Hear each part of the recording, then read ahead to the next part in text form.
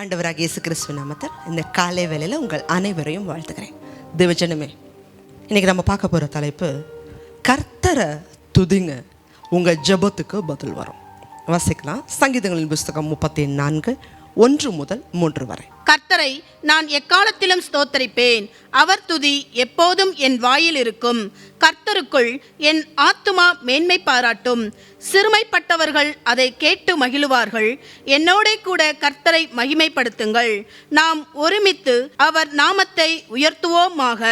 கர்த்தரை நான் எக்காலத்திலையும் ஸ்தோத்தரிப்பேன், அவர் துதி எப்போதும் என் வாயில் இருக்கும். தேவஜனமே, பரிசுத்த வேதாகமத்தில் மொத்தம் 66 புஸ்தகங்கள் இருக்கு. இதில் 2 புஸ்தகங்கள் ஆராதனை புஸ்தகங்களாகவே இருக்கு. ஒரு புஸ்தகம் பழைய ஏற்பாட்டில் சங்கீதம் புஸ்தகம், புதிய ஏற்பாட்டில் வெளிப்படுத்தின புஸ்தகம். பழைய ஏற்பாட்டில் சங்கீத புஸ்தகம் பூமியில் நம்ம கர்த்தரை துதிக்கிற துதியினால் நிரம்பிய புஸ்தகம் இந்த சங்கீத புஸ்தகம். அதே புதிய ஏற்பாட்டில் வெளிப்படுத்தின புஸ்தகத்தை பார்க்கும் பொழுது பரலோக ராஜ்யத்தில் கர்த்தரை துதிக்கிற துதியினால் நிரம்பிய புஸ்தகம். நம்ம பூமியில் பரிசுத்தவான்களோட கூட துதிக்கணும், அதே போல் பரலோக ராஜ்யத்தில் தேவதூதர்களோட இணைந்து துதிக்கணும். 2 ஆராதனைக்குரிய புஸ்தகங்களை நம்ம பார்க்குறோம். தேவஜனமே, பரிசுத்த வேதாகமத்தில் ஆண்டவராகிய தேவன் ஒரு மனுஷனை உருவாக்குனதற்கு பிரதான நோக்கமே வாசிக்கிறோம். இந்த ஜனத்தை நான் எனக்கென்று ஏற்படுத்தினேன், இவர்கள் என் துதியை சொல்லி வருவார்கள். ஆண்டவர் ஒரு மனுஷனை ஏற்படுத்தினதே அவருடைய துதியை சொல்லி வரணுங்கிறதுக்கு தான். ஆனால் இன்றைக்கி நம்மளுடைய வாழ்க்கையில் இந்த துதிய தேவன் அதிகமாக விரும்புகிறார். நிறைய பேர் இன்றைக்கி ஜெபிக்கிறோம், அவசர காலகட்டங்களில் 5 நிமிஷம் ஜெபம், 10 நிமிடம் ஜெபம், இதே அவங்களுடைய வாழ்க்கையில் திருப்தி அடைஞ்சிடறாங்க. ஆனால் துதி அப்படிங்கிறது ரொம்ப தேவன் நம்மளுடைய வாழ்க்கையில் எதிர்பார்க்கிறார். எந்த மனுஷனாவது அவருடைய சித்தத்தின்படி செய்தால் தேவன் அவனுக்கு செவி கொடுக்கிறார். இன்றைக்கி நம்மளை உருவாக்குனதற்கு நோக்கமே கர்த்தரை துதிக்கிறதற்காக தான். பரிசுத்த வேதாகமத்தில் கர்த்தரை துதித்த முதல் பெண் லேயாள். இந்த பெண் யாக்கோபுடைய முதல் மனைவி. இந்த பெண்ணை விட யாக்கோபு இளைய மனைவி ராகேலை அதிகமாக நேசித்தார். அதனால் முதல் மனைவி லேயாள் ஒவ்வொரு காரியத்திலையும் ஆண்டவரை சார்ந்துக்கிட்டாங்க. நான் அற்பமாக எண்ணப்படுறேனே, என் கணவன் என்னை நேசிக்கிறதுலேன்னு சொல்லி ஆண்டவரை சார்ந்து கொண்டாங்க. இளைய மனைவி ராகேலுடைய கர்ப்பம் அடைக்கப்பட்டுச்சு. ஆண்டவரை சார்ந்து கொண்ட லேயாளுடைய கர்ப்பத்தை தேவன் ஆசீர்வதித்து முதல்ல ஒரு ஆண் குழந்தை பிறக்குது, 2வது ஆண் குழந்தை பிறக்குது, 3வது ஆண் குழந்தை பிறக்குது.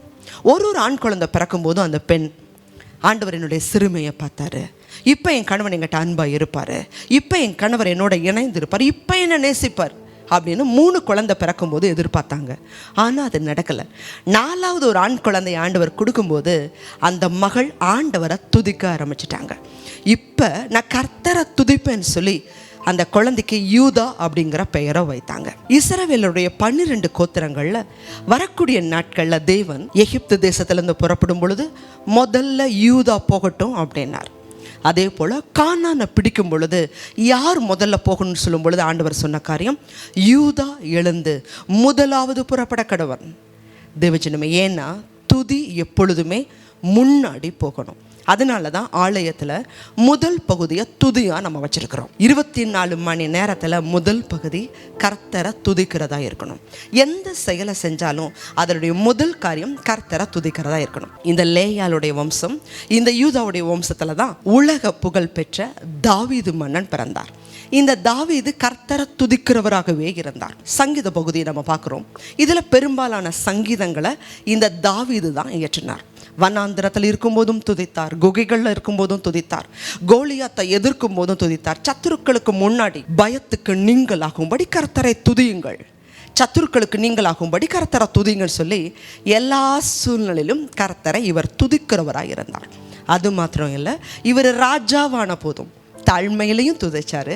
வாழ்ந்திருக்கும் போது ராஜாவாக இருக்கும் பொழுதும் உடன்படிக்கை பெட்டி தாவீதுடைய நகரத்துக்குள்ளே வரும்பொழுது ஆடி பாடி முழு பலத்தோட நடனம் பண்ணினார். தேவனுக்கு முன்பாக தன்னை தாழ்த்தி ஆண்டவராக துதைத்தார். தாவீதுடைய வம்சத்தில் தான் இயேசு கிறிஸ்து வருகிறார். இவருடைய வாழ்க்கையில் தேவனுடைய சாயலா 100க்கு 100 தேவகுமாரனாகவும் இருந்தார், 100க்கு 100 மனுஷகுமாரனாகவும் இந்த உலகத்தில் வாழ்ந்தார். இவருடைய அற்புதங்கள், அதிசயங்கள், உபதேசங்கள், கருணை, அன்பு, இவருடைய மனதுருக்கம், இவரை பார்த்த எல்லாருமே தேவனை துதிக்கிறதா இவருடைய வாழ்க்கை இருந்துச்சு. நம்மளுடைய வாழ்க்கையுடைய பிரதான நோக்கமே தாவீதை போல நாமளும் துதிக்கணும். ரெண்டாவது, இயேசு கிறிஸ்துவை போல நம்ம வாழ்க்கையை பார்க்குற மற்றவங்களும் ஆண்டவரை துதிக்கிறதா இருக்கணும். தேவஜனமே, இப்படி நம்மளுடைய வாழ்க்கை இருந்துச்சுன்னா, தானியேல் கூப்பிடும் போதே ஆண்டவர் பதில் கொடுத்தாரே. தானியேல் 21 நாள் உபவாசம் பண்ணி ஜெபிக்கிறார். 21வது நாள் காபிரியேல் தூதன் அவரை பார்க்க வர்றார். அப்போ அவர்கிட்ட சொன்ன காரியம், கர்த்தருக்கு பிரியமான புருஷனாகிய தானியேலே, நீ வேண்டிக்கொள்ள தொடங்கின போதே கட்டளை வெளிப்பட்டது. அதே போல தான் நீங்கள் கர்த்தருக்கு பிரியமாக நீங்கள் துதிக்க ஆரம்பிச்சிங்கன்னா கர்த்தருக்கு பிரியமாக மாறிடுவீங்க. நீங்கள் கூப்பிடுவீங்க, உடனே ஆண்டவர் இதோ இருக்கிறேன் என்று சொல்லுவார். துதியை ஏறெடுக்கும்படியா உங்கள் வாழ்க்கையில் ஒப்பு கொடுங்க. உங்கள் வீடு துதியினால நிரம்பி இருக்கட்டும். உங்களுடைய இருதயமும் உங்களுடைய உதடுகளும் கர்த்தரை துதிக்கிறதா இருக்கும் பொழுது உங்கள் வாழ்க்கை முழுவதும் ஜெயத்தை பார்ப்பீர்கள். ஜெபிக்கலாம். அதிகமாக நேசிக்கிறீங்களா அன்புள்ள ஆண்டவரே? பரிசுத்த வேதாகமத்தில் கர்த்தரை துதிச்ச தேவதாசர்கள்லேயே அதிகமாக துதிச்சது தாவீது தான். இந்த தாவீது அதிகமாக துதித்து கிருபையை குறித்து இவரை போல் எழுதினவர்கள் யாருமே இல்லை.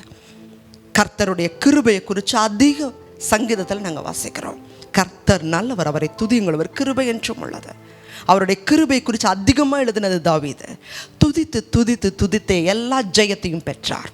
அதே போலப்பா, நீங்கள் இந்த உலகத்தில் வாழும் பொழுதும் மற்றவங்கெல்லாம் அவங்கள பார்க்குற எல்லாரும் ஆண்டவரை துதிச்சாங்க.